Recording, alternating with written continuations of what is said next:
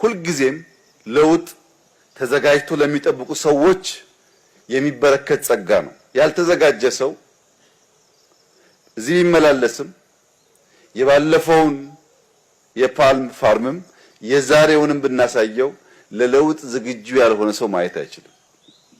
ሰው ለለውጥ ለእድገት ራሱን ያዘጋጀ እንደሆነ ከትናንሽ ነገሮች ውስጥ በርከት ያለ ጸጋ ለማውጣት ለማየት ኢማጂን ለማድረግ ይታደላል።